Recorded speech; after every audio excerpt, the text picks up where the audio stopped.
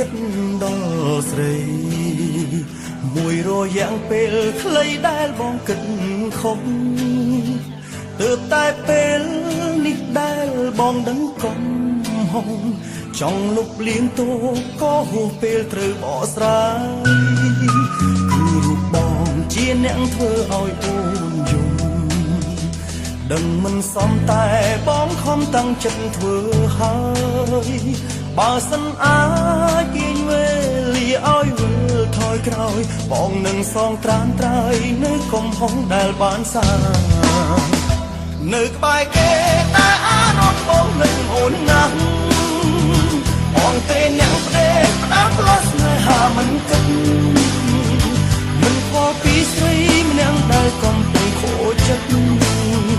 សូមវមិត្តអូនលើកលែងទុំឲ្យបងផងស្រឡាញ់គេតែបែរដងហើយឈ្មោះនួលអងសូមអូនស្ដាប់ផងថាបងក៏ជឿចាប់ក្រៃបើវិលរកស្នួនអ្នកថ្មីប្រកបរីងរៃសូមជូនពរស្រីជួបគេអ្នកថ្មីបំភ្លេចបងចុះ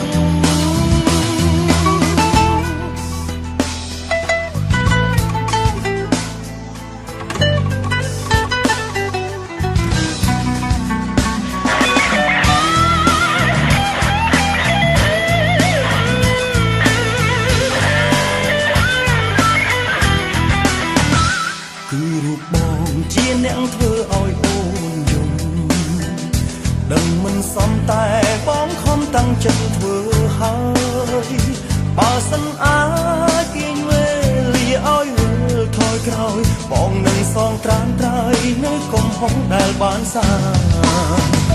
នៅក្បែរគេតែអារម្មណ៍បងនឹកអូនណាស់បងទេអ្នកផ្ដេកផ្ដាំផ្លោះស្នេហាមិនគិតពីស្រីម្នាក់ដែលកំពុងខូចចិត្តសូមវមិត្តអូនលើកលែងទុំឲ្យបងផង